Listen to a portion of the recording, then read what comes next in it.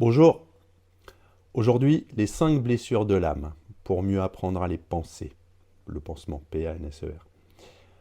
Ce livre d'Isabelle Gauduchot et Marie-Laure Tessèdre explore les blessures psychologiques profondes qui influencent nos comportements et notre relation à nous-mêmes et aux autres. Il est inspiré par les travaux de Lise Bourbeau. Et l'ouvrage offre des clés pour identifier les blessures, comprendre leur origine et amorcer un processus de guérison. Les auteurs trouvent 5 grandes blessures de l'âme. Tout d'abord, le rejet. Cette blessure se manifeste par une peur de ne pas être accepté ou aimé. Elle trouve souvent son origine dans l'enfance, lorsqu'un parent ou une figure d'autorité a involontairement fait sentir à l'enfant qu'il n'était pas désiré. Les conséquences, une tendance à l'isolement, peur des relations profondes et même auto-sabotage.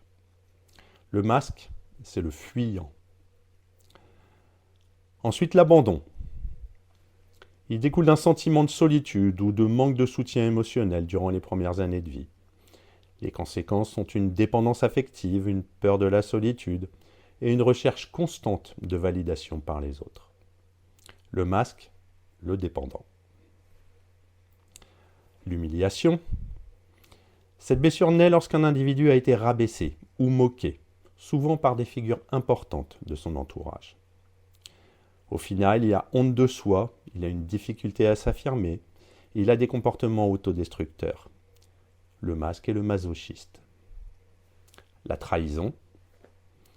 Elle survient lorsqu'un enfant se sent trahi par une promesse non tenue ou un manque de fiabilité d'un parent. Finalement, on devient méfiant, jaloux et on a besoin de contrôle. Le masque est le contrôlant. Et enfin, l'injustice. Cette blessure émerge d'un sentiment d'inéquité ou d'un manque de reconnaissance dans l'enfance.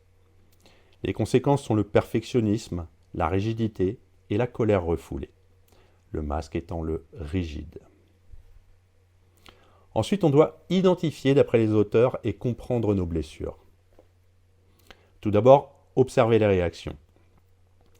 Le livre propose d'analyser ces comportements répétitifs, notamment en situation de stress, pour détecter les blessures dominantes. Ensuite, les liens avec l'enfance. Chaque blessure est enracinée dans une expérience infantile, souvent inconsciente. L'identification de ces origines permet de mieux comprendre les schémas qui se répètent. Et enfin, les masques protecteurs. Les auteurs expliquent que les masques sont des mécanismes de défense pour éviter de revivre la douleur. Toutefois, ces masques limitent notre authenticité et renforcent nos blessures. Enfin, elles disent qu'il faut penser les blessures.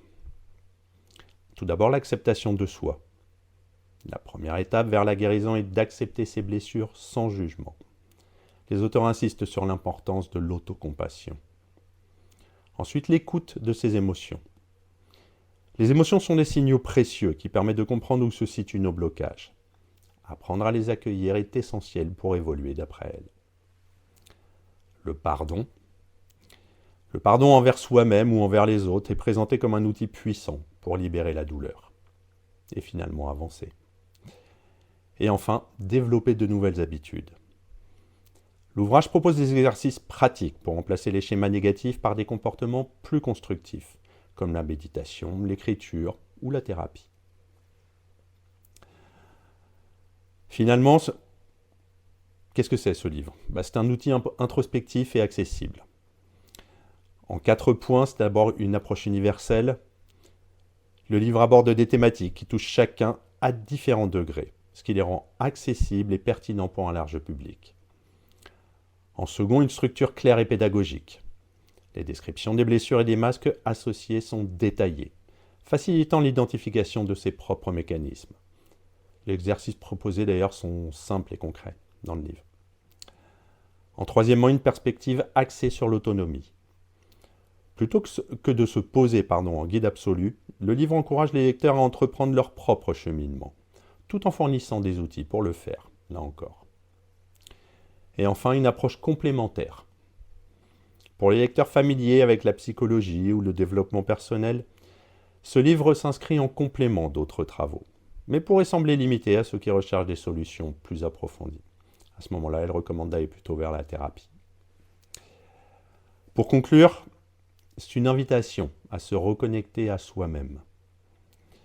C'est une œuvre pour quiconque souhaite mieux se comprendre et avancer vers un épanouissement personnel. En mettant en lumière nos douleurs et nos mécanismes de défense, le livre offre une opportunité de transformation intérieure.